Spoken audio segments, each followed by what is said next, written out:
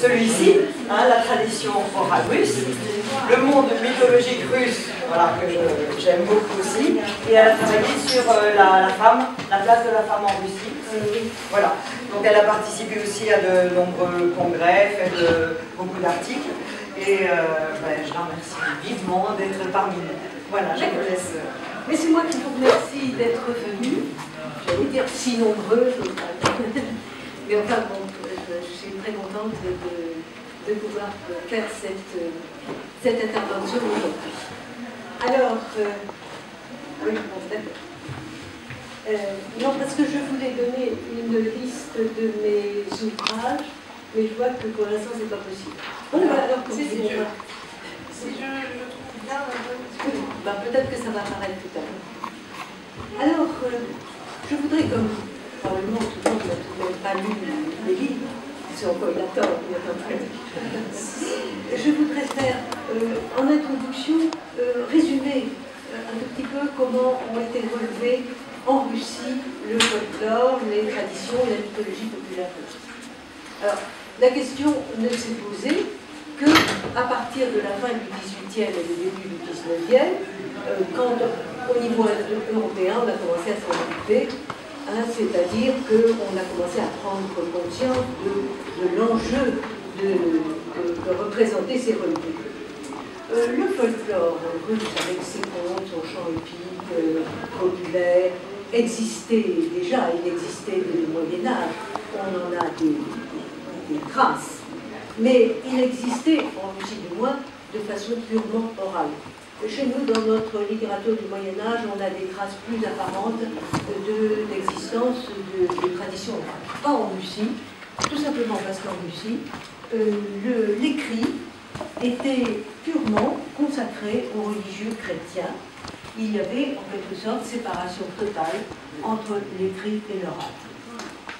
Alors, le savant, rapidement, le savant qui en Russie marque le véritable tournant est Alexandre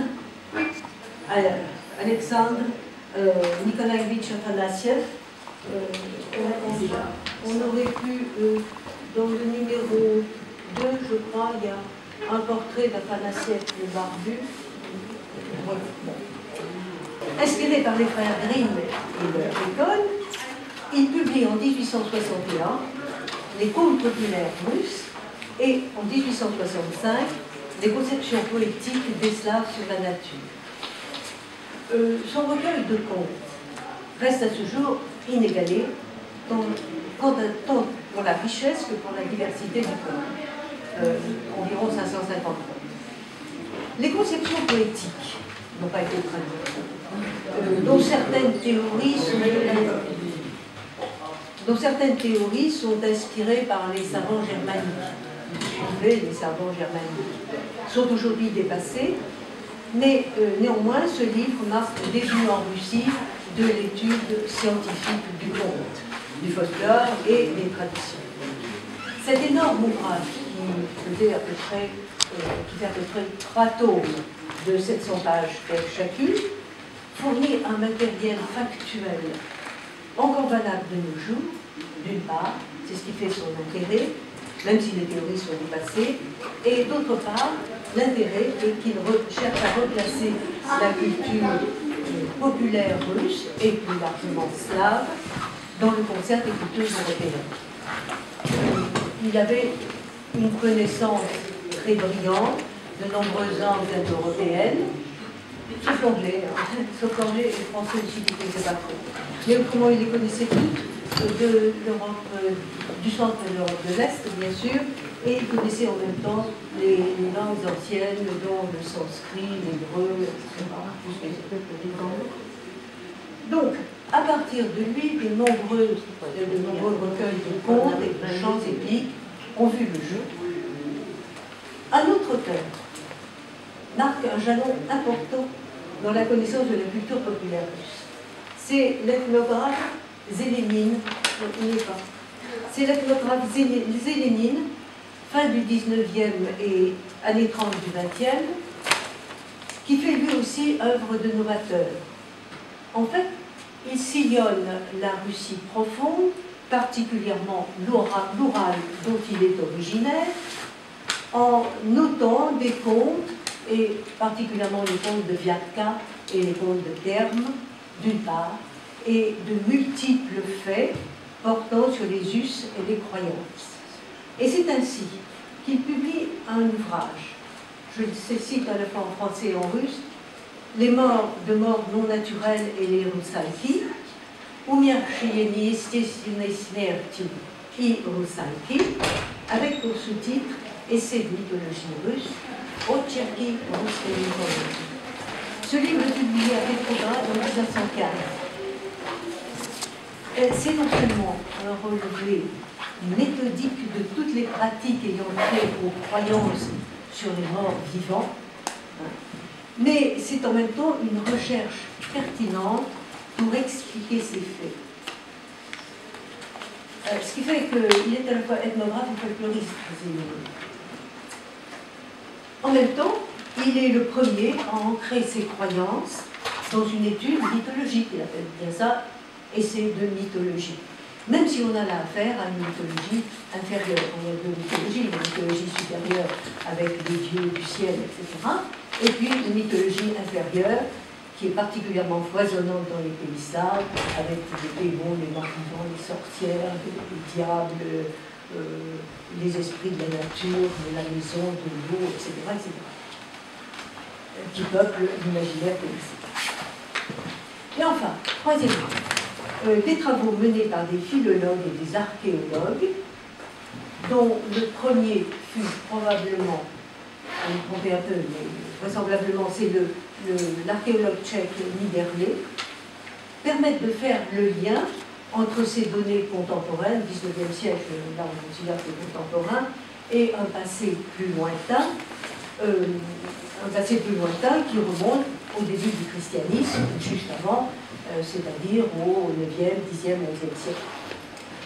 Et ainsi, on dispose d'une foule d'éléments qui sont mal datés, qui sont mal systématisés également, mais qui finissent par se corroborer les uns les autres et par fournir un tableau assez conséquent du monde mythologique russe et plus largement slave.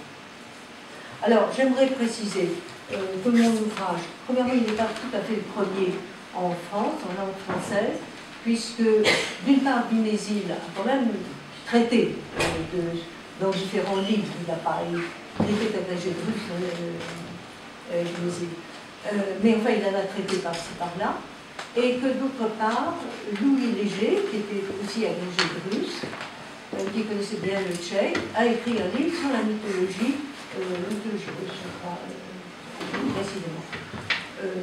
Ceci dit, aussi bien Dumézil que Louis Léger se sert surtout des matériaux philologiques, c'est-à-dire des textes. Ils ne font pas référence à autre chose, ni au folklore, ni à l'ethnographie, ni aux croyances. Donc c'est quand même très limité, c'est bon, mais intéressant quand même.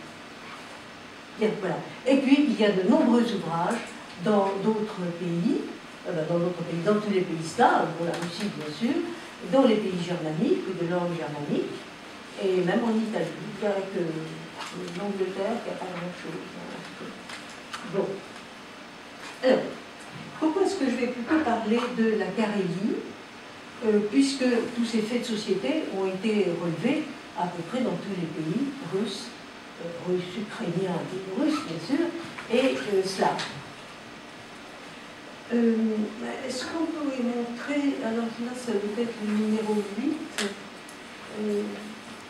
j'ai l'image de la Carélie. Donc, qu'est-ce qui nous intéresse, qu'est-ce qui nous apporte dans la Carélie? Eh bien, la Carélie, d'abord il faut dire que la Carélie russe, c'est ce qu'on appelle la Carélie russe, il faut montrer jusqu'à Saint-Pétersbourg. Donc plus bas, plus bas. Voilà, commencer par Saint-Pétersbourg. Ce qui nous intéresse, c'est le bas, plus haut. Bon, il n'y avait pas grand monde, de toute façon. Non, les deux là. Voilà. Bon, alors, la Carélie russe a été rapidement distinguée par les chercheurs en ce qu'elle fut longtemps la seule région de Russie où l'on a relevé du chant épique populaire. Des contes, on en a relevé partout. Il y en a partout. Mais du chant épique populaire, oral, c'est-à-dire des gens analphabètes ou disant des chants épiques populaires, on n'en a trouvé que dans cette région. Et elle nous intéresse particulièrement. Un peu plus tard, la région d'Arkhangelsk, qui est un peu plus au nord et un peu plus à l'est, a été aussi détectée et on y a aussi relevé des chants épiques. Alors, cette région est passionnante pour le folkloriste parce que cette Carélie dite russe est aussi le pays où le poète finlandais Lönnrot a relevé au début du XIXe, donc un peu plus tôt, ces fameux runeaux finno-ougriens dont il composa le Kalevala, considéré aujourd'hui comme l'épopée nationale de Finlande. Je vous signale qu'il y a une traduction française qui a été faite en 1927 ou 29 et qui est de temps en temps rééditée par un certain Perrault ou Parot, je ne sais plus exactement, et qu'elle vaut la peine d'être lue. Donc, c'est dire si cette région à population ethnique mixte, mais en même temps très clairsemée, était abondante en folklore. Il faut noter quand même tout de suite que malgré la proximité géographique, il y a peu de rapport entre les runeaux finno-ougriens et les chants épiques russes. On essaiera de voir pourquoi tout à l'heure. Donc, cette région est située au nord-est de Saint-Pétersbourg et qui était autrefois appelée la province de Donetsk. Et puis maintenant la République de Carélie, le karel et le russe étant également des langues officielles nationales. Donc cette région se distingue par ses massifs forestiers et ses nombreux lacs et marécages. On peut le voir d'après la carte. C'est un pays de forêts inestées. En tous les cas au XIXe siècle, mais c'est toujours vrai en grande partie maintenant. C'était un pays de forêts inextricables, d'eau et de glace. Le climat ne permettait pas la culture, et ne permet toujours pas, la culture des céréales, sauf la voile. Au XIXe siècle, les routes étaient impraticables, et même mieux, inexistantes. Ce qui fait qu'on se déplaçait par eau l'été, et en ski ou en traîneau l'hiver. Et on se déplaçait mieux en hiver qu'en été. L'agriculture supposait l'écobuage, donc de déraciner les arbres d'abord, et elle était faite par les femmes. Ce qui supposait en elle une certaine force, et même une force certaine, chose que c'est pas hasard si on retrouve ceci dans le folklore. Plus que dans les pays plus méridionaux. Quant aux hommes, eux, ils s'adonnaient à la pêche et à la chasse. Et quelquefois, on avait plus besoin de la pêche et de la chasse pour se nourrir que de l'agriculture. La population isolée, peu nombreuse, était massivement analphabète. On considérait qu'il y avait 5% de gens qui savaient lire et écrire. Mais elle était très chaleureuse.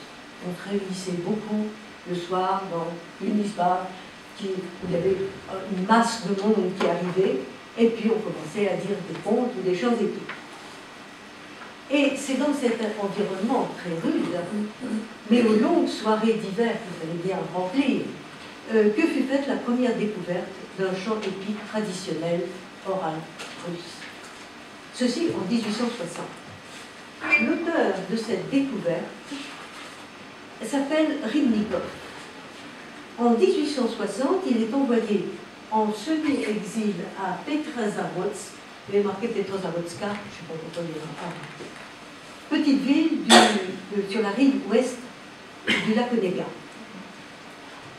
Sachant et ayant appris que c'est sur la rive est qu'il a le plus de chances de trouver des rhapsodes, il effectue la traversée à bord, d'après ses dires, d'une méchante barque et au péril de sa vie. Avec les rameurs, il parvient dans une île au milieu du lac. Et je vais vous donner un extrait rapide, 3 minutes, pas plus, de sa relation, parce que c'est quand même la première, et c'est la première fois qu'un collecteur, disons, qui a des armes scientifiques, rencontre un rhapsode analphabète et de tradition orale qui est en train de dire un conte. Alors donc, Il se trouve dans une petite isbane, il n'y a qu'une isbane sur cette île, et qui est bourrée de monde parce que les gens attendent pour pouvoir repartir le lendemain matin. Alors, donc dit-il, il faisait très froid, mais ça sentait tellement mauvais, et c'était tellement sale à l'intérieur, que je refusais d'y entrer pour me reposer. J'allais m'allonger sur un sac, à côté d'un mec en feu de bois, je fis chauffer du thé dans une casserole, je puisais dans mes provisions de route, et, un peu réconforté, je m'endormis sans m'en apercevoir. Je fus réveillé par des sons étranges. Jusque-là, j'avais beaucoup entendu de cantiques populaires, mais jamais je n'avais ouï un tel refrain. Vivant, capricieux et joyeux. Tantôt il devenait plus rapide, tantôt il s'interrompait, et par son rythme me rappelait quelque chose de très ancien, quelque chose que notre génération a oublié. Pendant longtemps, je restais ainsi sans vouloir me réveiller, à écouter les mots de la chanson, si grand était le plaisir que j'avais de demeurer en proie à cette impression nouvelle. À travers mon demi-sommeil, je devinais quelques paysans assis à 3 pas de moi, et un vieil homme chenu, à la barbe blanche étalée, aux yeux vifs et à l'expression pleine de mansuétude. C'était lui qui chantait. Accroupe-t-on près du feu à demi éteint, il se tournait tantôt vers l'un, tantôt vers l'autre, et il chantait sa chanson en l'interrompant parfois d'une plaisanterie. Lorsqu'il eut fini, il se mit à en chanter une autre. Cette fois-ci, je reconnus le chant sur Sadko, le riche marchand. Aussitôt, je fus sur pied. Je persuadai le paysan de tout recommencer et je me mis à noter ses paroles. Et puis, il dit ensuite qu'il a rencontré beaucoup d'autres bardes dans son voyage, mais que jamais ça ne lui a fait cette impression vive de ce premier barde qu'il a rencontré. Alors, s'il vous plaît, c'est pour ça que je me tourne, vous pouvez passer le numéro 9, parce que c'est Rybnikov, le personnage de, voilà, Rybnikov, il était encore assez jeune, une trentaine d'années, et il était en semi-exil à Petrozavodsk. Alors, je vais parler un tout petit peu plus des interprètes et des interprètes les plus célèbres, et je voudrais que vous passiez le numéro 6 et le numéro 7.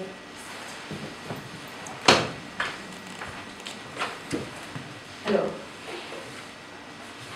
donc, ces conteurs, voilà Rybnikov, qui est conseillé, alors, Ryabinin, pardon, Trofim Ryabinin. On considère que c'est le meilleur barde qui ait existé donc au XIXe siècle et qui a été relevé par Rybnikov.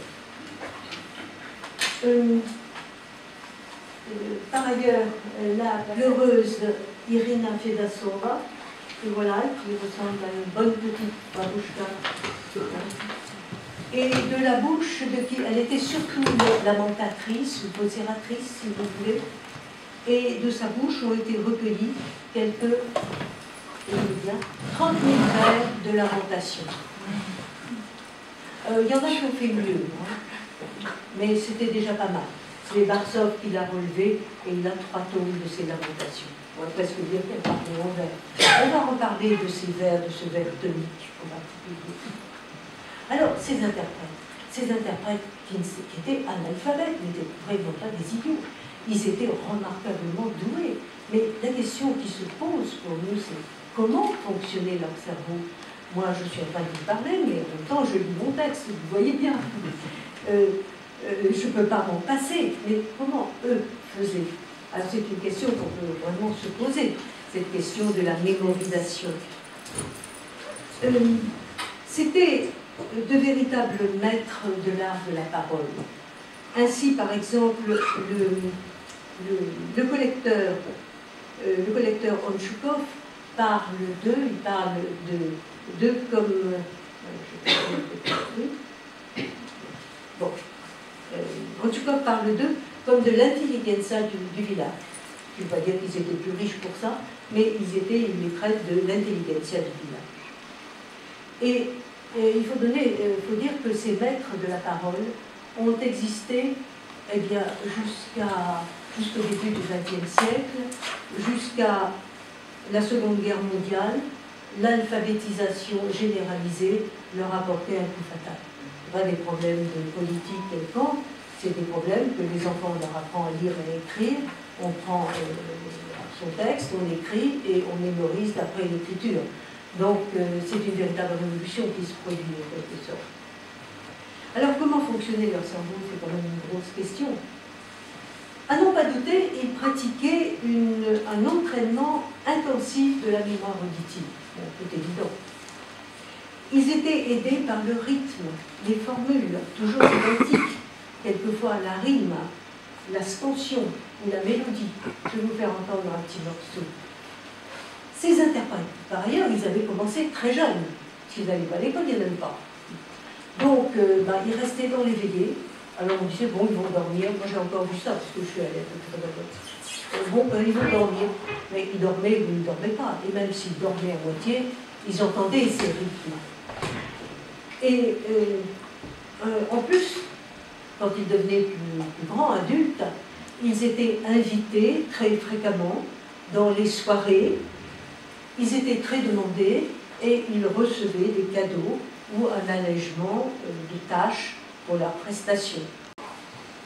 Ils avaient en tête des schémas d'histoire, des structures toujours identiques auxquelles ils avaient recours. Ils gardaient dans leur mémoire un arsenal de motifs qui leur avait été transmis par la tradition. La tradition était quand même très importante dans ces conditions. Et souvent dès le plus jeune âge. Motifs, par exemple, pour le conte, motifs du cannibalisme, motifs des trois frères, motifs de l'orphelin, de l'orpheline, pour le chant épique, motifs du saut sur le cheval, ou du combat, avec les Tatars, par exemple, etc.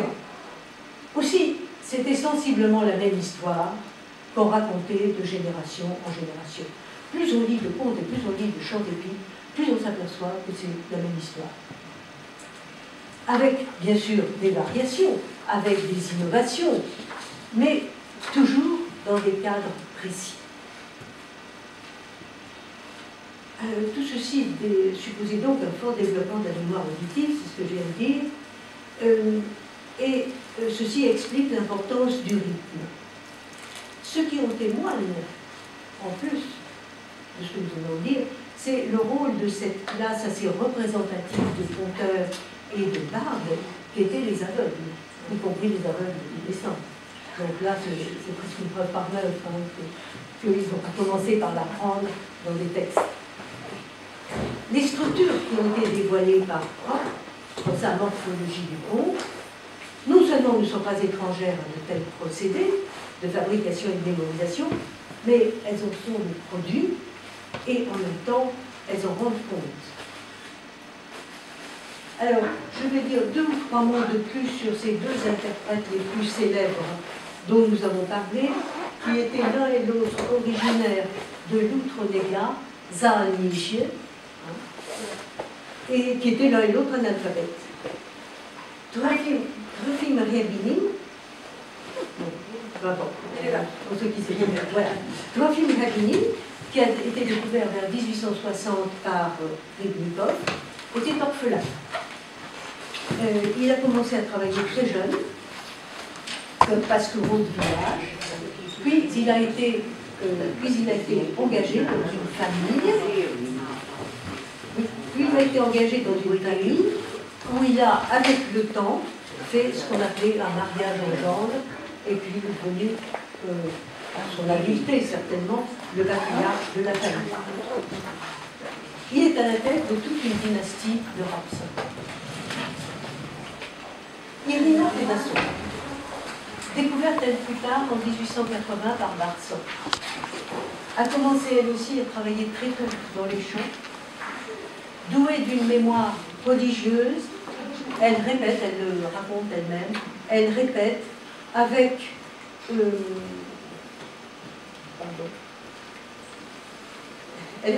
une facilité déconcertante toutes les chansons ou lamentations qu'elle entend. Et elle commence à l'âge de 13 ans à être invitée dans les mariages, donc elle avait commencé à vrai dire à 6 ans, 5-6 ans, à être invitée dans les mariages et les enterrements comme organisatrice de cérémonies. parce qu'un enterrement ou un mariage, ça supposait tout un rituel, et il fallait qu'il y ait des gens qui ne soient pas des professionnels, non, mais enfin des gens qui connaissent le rituel. Et donc c'était elle qui, dès l'âge de 13 ans, servait d'organisatrice des cérémonies, ce qui signifie à quel point elle était appréciée dans tout le Zaonichi. L'un et l'autre ont été invités, quand leur talent a été reconnu grâce aux folkloristes dans les villes, ils ont été invités à faire des tournées dans les capitales, plus Nijni-Novgorod, et puis ils sont rentrés chez eux avec des cadeaux, préférant leur vie à la campagne. Alors, quelle heure est exactement? Parce que 3 quarts d'heure. Hein. Oui, 41. Mais on commence un peu en retard, donc on va faire subir le même sort au coup suivant. Malgré tout, je vais parler rapidement du chant épique et des rapports entre le chant épique russe et puis un petit peu l'Odyssée. Parce que figurez-vous qu'il y a des rapports entre... il y a un des héros du chant épique qu'on a appelé Dobrynia, qu'on a appelé l'Ulysse du chant épique russe. Il y a en tous les cas 2 chants qui font penser aux histoires, aux aventures d'Ulysse. C'est d'une part le retour du mari au remariage de sa femme, l'histoire de Pénélope, et d'autre part, c'est l'histoire de Circé, c'est-à-dire le héros qui se retrouve chez une magicienne qui transforme en animaux ses amants. Bon. Alors, je ne peux pas parler de tout, là je parlerai simplement de l'épisode de Circé. Alors, je reprends un petit peu l'Odyssée, comme vous le savez, Ulysse et ses compagnons abordent sur l'île de la magicienne, les compagnons d'Ulysse sont changés encore, et Ulysse manque d'être changé lui aussi, mais il est sauvé par Hermès, qui lui a donné une herbe magique. Ceci ne l'empêche pas de succomber au charme de l'enchanteresse, donc il a un fils, d'après certaines versions en tous les cas, qui s'appelle Télégone. Au bout d'un temps donné, il repart en accord avec elle, ce qui signifie qu'elle l'aide à partir et qu'elle ne va pas le poursuivre. Alors dans le chant épique russe, il s'appelle, ce chant épique, Dobrynia i Marinka. La trame de l'histoire est assez proche.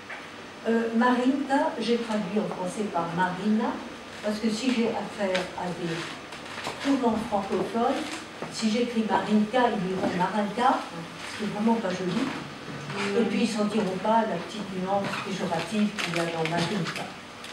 Donc j'ai traduit par Marina en donnant une explication. Alors voilà le résumé.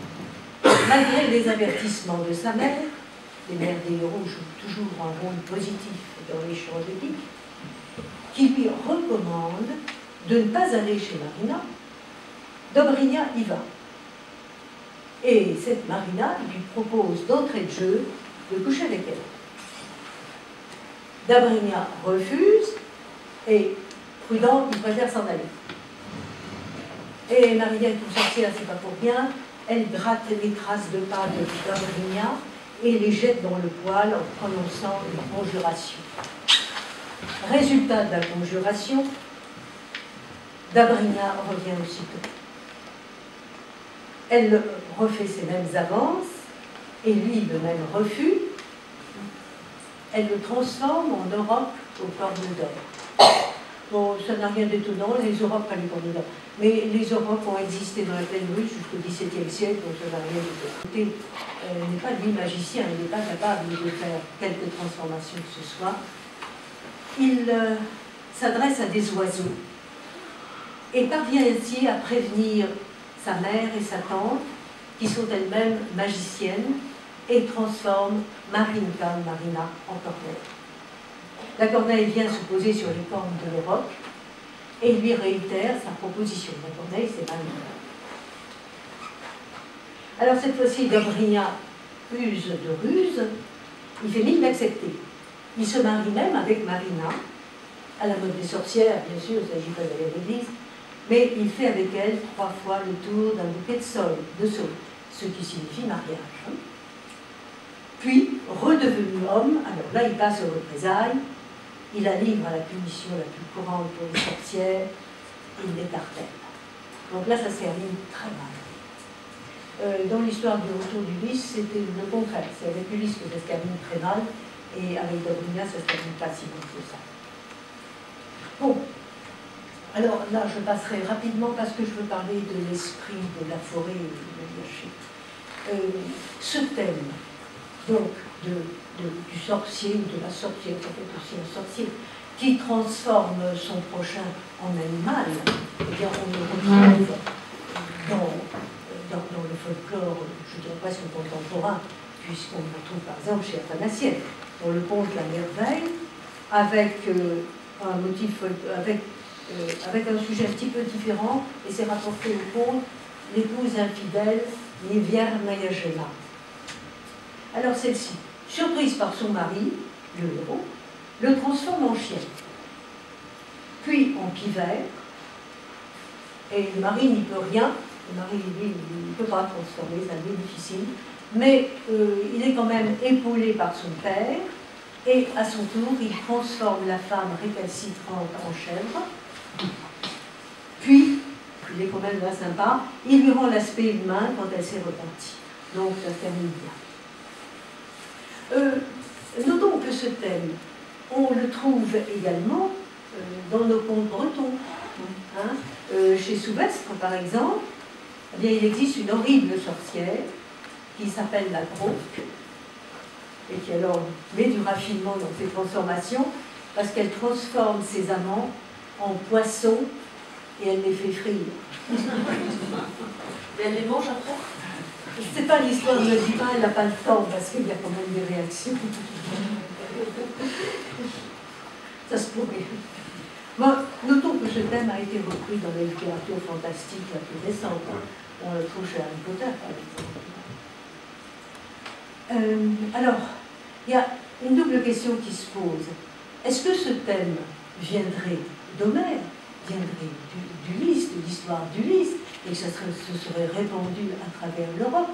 Mais cela, c'est quand même difficile, parce que cela signifierait que l'Europe ait été suffisamment cultivée, ce qui veut dire et su lire et écrire, pour pouvoir lire l'Odyssée.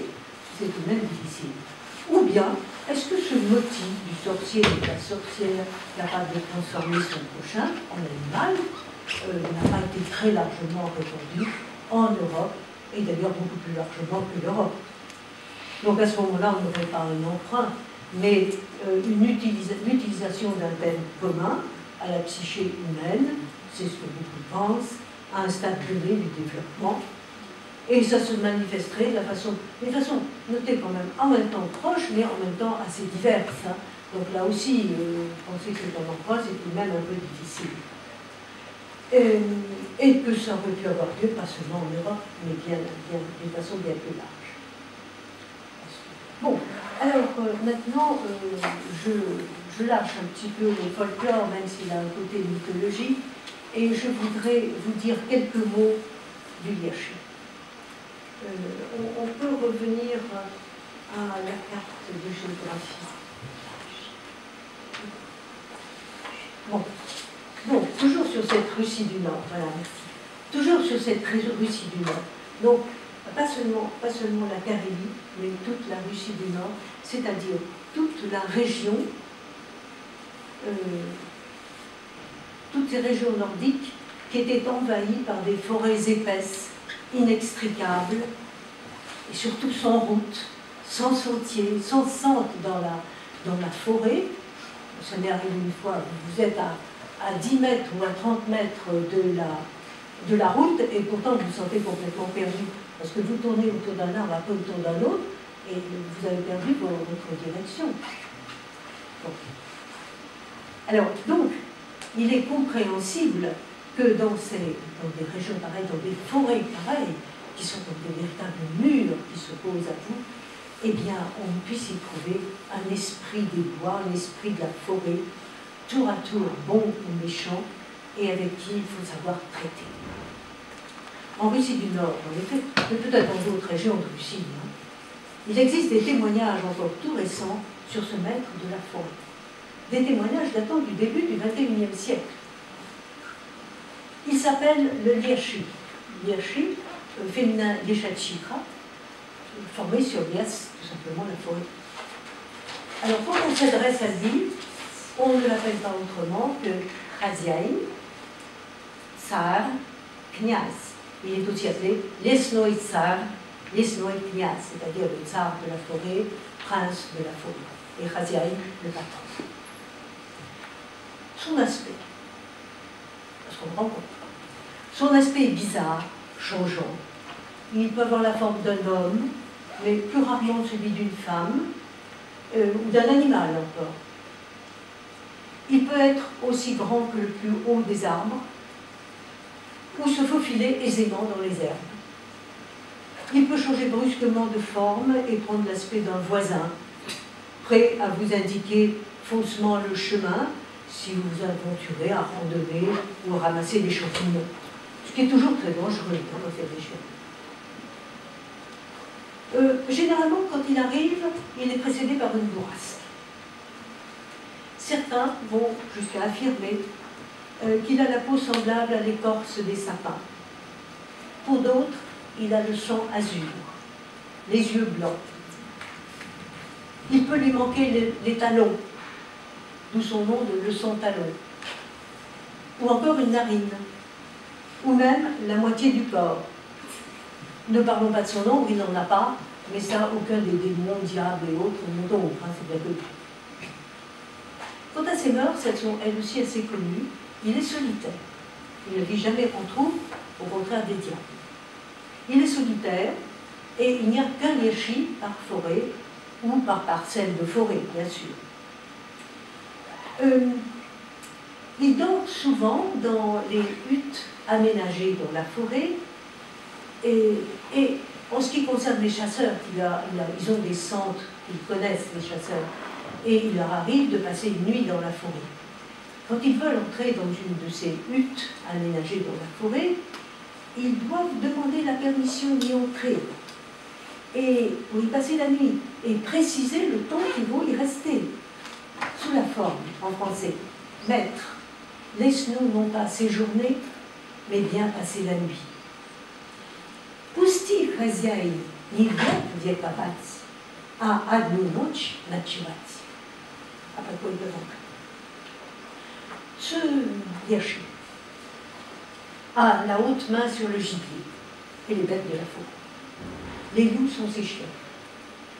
Il assigne à chaque chasseur la quantité de gibier que celui-ci est en droit de chasser. Et il s'en prend à quiconque dépasse la quantité permise. Dans certaines régions, c'est Saint-Georges ou Saint-Nicolas qui ont ce pouvoir, ce rôle de répartition du gibier. On retrouve ceci dans les contes à quelques gens aussi. Donc, il peut s'en prendre aussi au ramasseur de champignons, c'est forcé de l'égarer, et à ce moment-là, le ramasseur de champignons a intérêt, avant de s'engager dans la forêt, de lui faire soit une offrande, ou les deux d'ailleurs, soit une prière du type de prince de la forêt, ou maître, aide-moi à trouver des baies, des champignons, sans me perdre dans la forêt. Il les a dites sa blessure.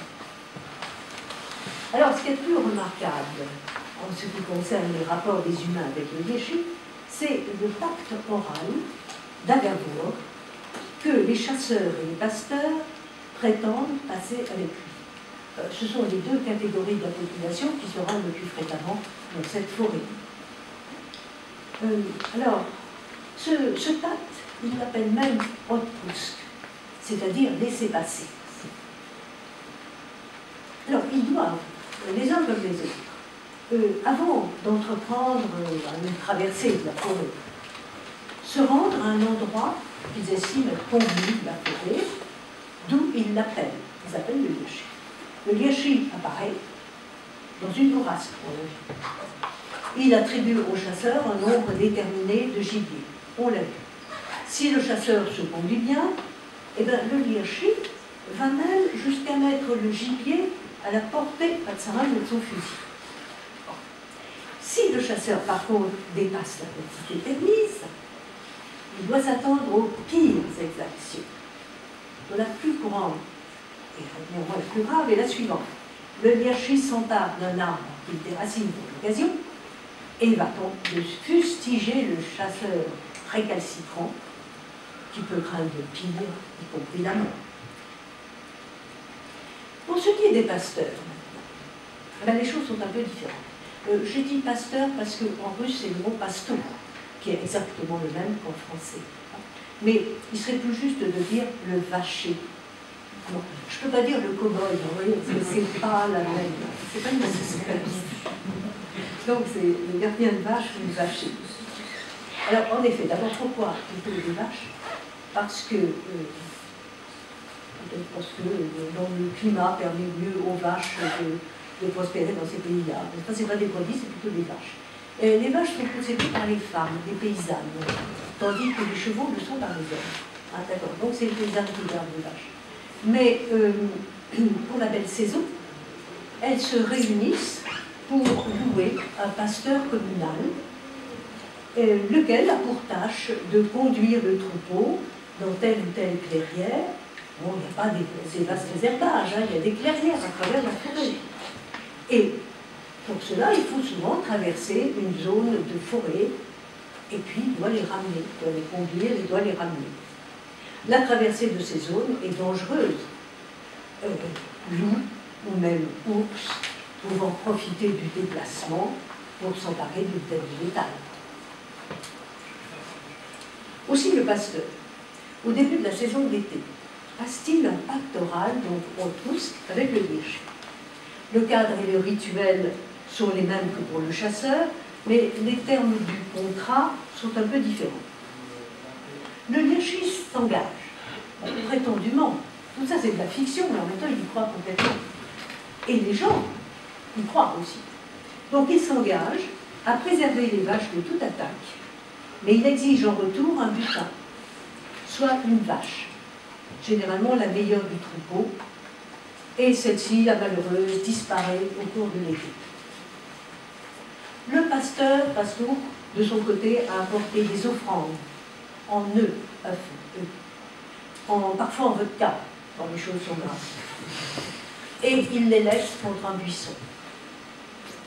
Il doit s'astreindre à quelques autres conditions, comme par exemple celle de ne pas consommer de baies ou de champignons, ou d'une façon réduite, celle de ne pas faire l'amour avec sa femme pendant la saison, c'est un peu difficile, celle de ne pas boire trop de vodka, enfin, des choses comme ça. Mais ceci dit, un pasteur un peu malin et expérimenté arrive même à obtenir des avantages. Il arrive à obtenir que le Liachi se charge de garder les vaches et même de les conduire et de les ramener à sa place. Ce qui est pratique parce que lui, il n'a plus rien à faire. Mais en revanche, la vengeance du Liachi peut être terrible si les conditions ne sont pas respectées. Il a mangé trop de champignons. Et la moitié des vaches pouvant disparaître. Alors, tous ces documents, je ne les ai évidemment pas inventés moi-même, je les ai pris dans Yevkiyevskaya, Mifui Ruskого Naroda, les mythes du peuple russe, Yevkiyevskaya, paru à Moscou en 2000, en tout récemment. Alors, je finis sur le Liachi. Le Liachi est probablement l'esprit de la nature le plus important de toute la Russie du Nord. C'est évident. Est-ce qu'il vient remplacer la Baba Yaga des contes? Question. Quoi qu'il en soit, il a un homologue féminin dans les populations finno-ougriennes avoisinantes. Un homologue féminin très curieux, puisqu'elle n'a qu'une jambe, comme la Baba Yaga, ce qui n'empêche pas de courir. Comment on ne sait pas. En tous les cas, ce Liachi est, comme les autres déités de la nature et de la forêt, un bon exemple de ces entités à la fois bienveillantes et malveillantes, dont il faut se concilier les faveurs en connaissant les mots. Nada znat slava, tout simplement. En sachant leur parler. Nado umiet gavarit Liachi. En observant par ailleurs, un code de bonne conduite. Dans le village, on dit d'un bon pasteur, il garde bien les vaches, on dit non. On dit il connaît les mots, il sait parler au Yachou. Et ceci encore tout récemment. Alors voilà, je ferai maintenant ma conclusion. Donc le folklore, les traditions et la mythologie populaire russe, tout en plongeant leurs racines dans un fond commun européen, sont d'une grande richesse et diversité, d'une grande originalité aussi. Ceci est peut-être dû à leur origine d'une part indo-européenne, mais aussi à des influences finno-ougriennes, plus à un environnement très spécial. Je me suis efforcée à travers plusieurs ouvrages dont vous avez un aperçu, et il serait bon, j'invite d'autres à s'y mettre aussi, car la matière est loin d'être épuisée, et elle peut être utile à la connaissance et à l'explication des traditions occidentales équivalentes. Et en même temps, à expliquer la civilisation russe, dont elle est un des fondamentaux. Voilà, je vous remercie.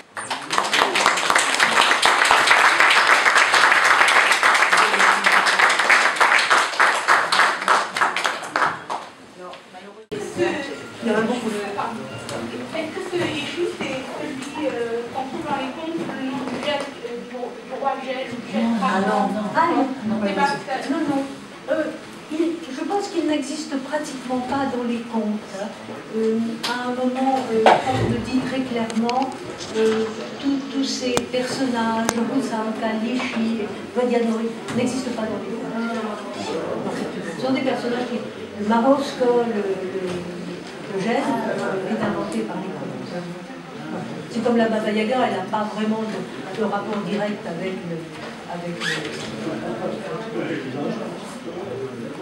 Moi, je voulais surtout vous remercier parce que grâce à vos traductions, on accède à des versions du conte slave beaucoup plus authentiques. On refabrique finalement sa propre version avec des éléments authentiques, puisqu'Afanasieff, il y a parfois 5 contes, 6 contes, 7 contes qui ont le même nom. Oui, et moi, ça a été une révélation que je viens vous voir avec mes remerciements. Parce que je raconte énormément. Alors, d'accord. Même au cours du cinéma russe, un fleur, etc. Et je dois dire que je n'ai pas trouvé ce qu'il en est, parce que je crois qu'il y en a qui sont peut-être épuisés, mais que pour moi c'est un trésor. Je vous remercie. Et alors je voudrais dire à ce sujet, il y a un livre qui s'appelle « Les racines historiques du conte merveilleux » que j'avais traduit en 1983, qui à l'heure actuelle est épuisé. Et comme à l'époque, je l'avais vendu, maintenant je ne me rendais pas compte, je l'ai vendu à Gallimard, donc je n'ai pas les droits d'auteur de la traduction, je ne peux rien vous demander. Alors j'ai fait d'ailleurs hier déjà une demande de pétition, et si vous voulez bien me signer la pétition, ça aidera peut-être un petit peu avec moi. Ça fait des années que je cherche. Oui, parce qu'autrement on le trouve encore dans très peu de bibliothèques. Il est encore sur le marché? Non. Ah non, il y a longtemps qu'il était.